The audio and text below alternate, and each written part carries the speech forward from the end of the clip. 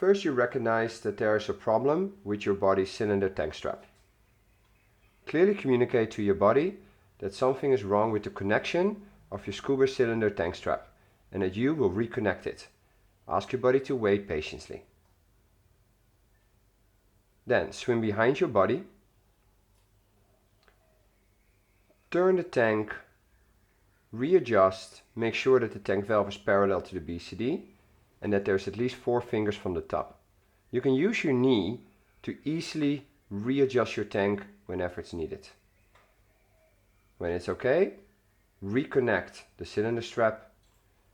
Double check if everything is straight, everything is streamlined, and that the connection is steady.